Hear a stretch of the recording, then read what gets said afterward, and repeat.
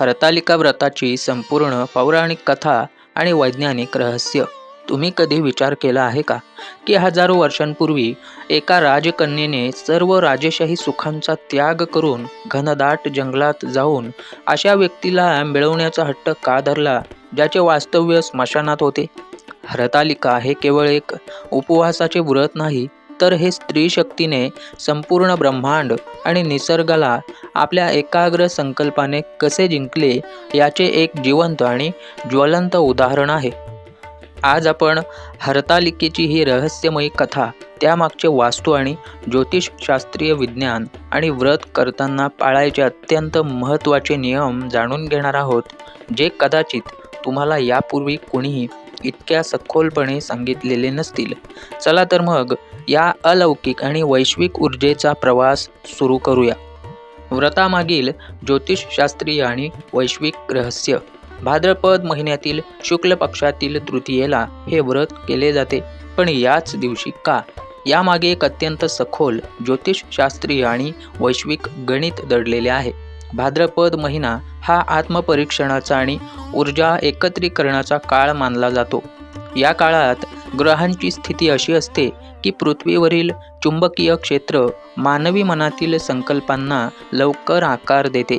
जेव्हा एखादी स्त्री किंवा कुमारिका हे व्रत करते, तेव्हा ती आपल्या आतील मंगळाची म्हणजे इच्छाशक्तीची ऊर्जा चंद्राशी म्हणजे मनाशी जोडते. भगवान शिव हे साक्षात वैश्विक चेतनेचे प्रतीक आहेत आणि माता पार्वती ही प्रकृतीची म्हणजे निसर्गाची ऊर्जा आहे. जेव्हा प्रकृती आपल्या सर्वोच्च एकाग्रतेवर पोहोचते, तेव्हाच शिवतत्वाची प्राप्ती होते. हे व्रत म्हणजे निव्वळ उपाशी राहणे नसून शरीरातील पंचतत्वे संतुलित करून एकाग्रतेच्या माध्यमातून आपली इप्सित इच्छा पूर्ण करण्याचे एक प्राचीन विज्ञान आहे. पार्वती मातेच्या कठोर तपाची मूळ कथा. ही कथा ऐकताना डोळ्यांसमोर तो काळ उभा राहतो जेव्हा माता पार्वतीने हिमालय राजाच्या घरात जन्म घेतला होता. पार्वती माता लहानपणापासूनच भगवान शंकराच्या भक्तीत तल्लीन असायची. तरुणपणी तिने मनोमन शिवशंकरांना आपला पती म्हणून स्वीकारले होते. परंतु एक दिवस नारद मुनी हिमालय राजाकडे आले आणि त्यांनी पार्वतीच्या विवाहाचा प्रस्ताव भगवान विष्णूंसाठी मांडला. हिमालय राजाला अतिशय आनंद झाला, कारण साक्षात श्रीहरी विष्णू त्यांच्या कन्येचा हात मागत होते. त्यांनी लगेच होकार दिला. जेव्हा ही बातमी पार्वती मातेला समजली, तेव्हा तिच्या पायाखालची जमीनच सरकली. तिने ही गोष्ट आपल्या एका अत्यंत जवळच्या सखीला सांगितली. येथेच हरतालिका या शब्दाचा अर्थ दडलेला आहे. हरत म्हणजे अपहरण करणे किंवा घेऊन जाणे आणि आलिका म्हणजे सखी. पार्वतीच्या सखीने तिला या संकटातून वाचवण्यासाठी आणि तिच्या इच्छेचा सन्मान करण्यासाठी तिचे एका घनदाट निर्जन अरण्यात हरण केले, म्हणजेच तिला तिथे लपवून ठेवले. अरण्यातील महातप घनदाट जंगलात पार्वतीने अन्न पाण्याचा पूर्णपणे त्याग केला. तिने स्वतःच्या हातांनी नदीच्या काठच्या वाळूपासून एक सुंदर शिवलिंग तयार केले. भाद्रपद शुक्ल तृतीयेच्या दिवशी तिने रात्रभर जागरण करून पूर्ण श्रद्धेने त्या पार्थिव शिवलिंगाची पूजा केली. तिची ती कठोर तपश्चर्या, निर्जल उपवास आणि निसर्गाशी एकरूप झालेली तिची ऊर्जा पाहून साक्षात शिवशंकरांचे आसन हादरले. भगवान शिव तिथे प्रकट झाले आणि त्यांनी पार्वतीचा पत्नी म्हणून स्वीकार करण्याचा वर दिला. हे व्रत म्हणजे विश्वातील सर्वात मोठी संकल्पसिद्धी आहे. ही अद्भुत कथा आणि माहिती तुमच्या हृदयाला भिडत असेल तर लगेच या व्हिडिओला लाईक आणि शेअर करून चॅनलला सबस्क्राईब नक्की करा.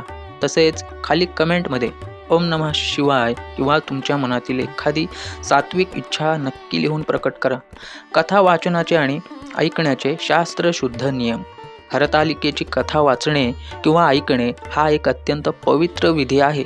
वास्तुशास्त्र आणि ऊर्जा विज्ञानानुसार याचे काही नियम आहेत, ज्यामुळे या व्रताचे फळ शतपटीने वाढते. कथा वाचनाचे प्रमुख नियम. दिशा आणि वास्तू. कथा वाचताना किंवा ऐकताना तुमचे मुख नेहमी पूर्व किंवा उत्तर दिशेला असावे. पूर्व दिशा ही नवीन ऊर्जेची, तर उत्तर दिशा ही आध्यात्मिक प्रगतीची मानली जाते. दक्षिण दिशेकडे तोंड करून कथा कधीही वाचू नये. नंतर बघा आसन कसं असावं. नेहमी लोकरीच्या किंवा रेशमाच्या आसनावरच बसावे. थेट जमिनीवर बसल्यास आपल्या शरीरात निर्माण होणारी सकारात्मक ऊर्जा गुरुत्वाकर्षणामुळे पुन्हा जमिनीत ओढली जाते. वेळ बघा कशी असावी. कथा वाचनासाठी सकाळची वेळ किंवा प्रदोष काळ म्हणजे सूर्यास्ताच्या वेळचा प्रहर सर्वात उत्तम मानला जातो. या काळात वातावरणातील सात्विक लहरी अत्यंत प्रबळ असतात. पवित्रता म्हणजे बघा लक्षात ठेवण्यासारखी गोष्ट. मन शांत ठेवा. कथेच्या वेळी मोबाईल किंवा इतर भौतिक गोष्टींपासून थोडे अंतर राखून पूर्ण लक्ष केवळ शब्दांच्या उच्चारावर केंद्रित करा. आणखीन एक महत्त्वाची गोष्ट म्हणजे कथा ऐकताना हातात काय धरावे आणि का. अनेकदा आपण पाहतो की जुन्या पिढीतील लोक कथा ऐकताना हातात काहीतरी धरून बसतात. यामागे अंधश्रद्धा नसून एक सखोल विज्ञान आहे. जेव्हा आपण एखादा मंत्र किंवा कथा अत्यंत एकाग्रतेने ऐकतो तेव्हा आपल्या शरीरात आणि आजूबाजूला एक प्रचंड सकारात्मक ऊर्जा निर्माण होते. ही ऊर्जा साठवण्यासाठी एका माध्यमाची गरज असते. म्हणून बघूयात हातात ठेवण्याच्या गोष्टी आणि त्यांचे महत्त्व काय आहे. एक म्हणजे अक्षता, अर्थात न तुटलेले तांदूळ. तांदूळ हे ऊर्जेचे उत्तम वाहक मानले जातात. कथा ऐकताना उजव्या हातात थोड्या अक्षता धरा. कथेतील सकारात्मक लहरी या अक्षतांमध्ये शोषल्या जातात. कथा संपल्यानंतर या अक्षता देवावर वाहाव्यात, जेणेकरून ती ऊर्जा थेट ईश्वरी तत्वाशी जोडली जाते. दुसरं म्हणजे बेलाचे पान. बेल हे शिवतत्वाला आकर्षित करणारे सर्वात प्रभावी पान आहे. बेलाच्या पानात 3 पाने असतात, जी रज, तम आणि सत्व या 3 गुणांचे संतुलन करतात. तिसरं म्हणजे फूल. एखादे ताजे सुगंधी फूल हातात ठेवल्यास मनाची प्रसन्नता वाढते आणि मन इकडे तिकडे भरकटत नाही.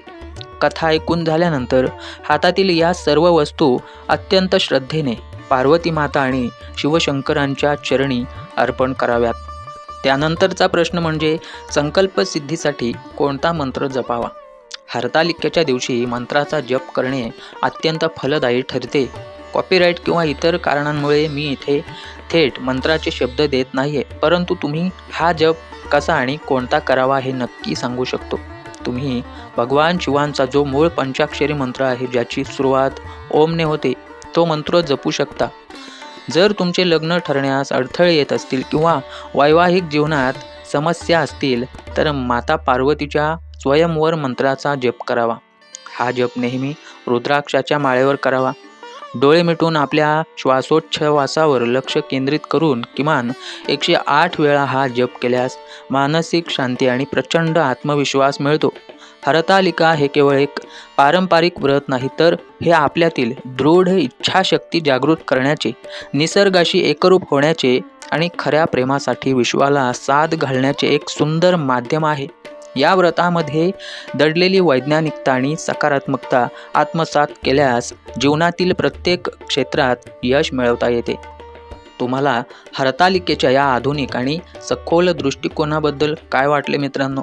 तुम्ही यावर्षी हे व्रत कोणत्या संकल्पाने करणार आहात? कमेंट करून नक्की सांगा. धन्यवाद. भेटू पुन्हा नव्या माहितीसोबत.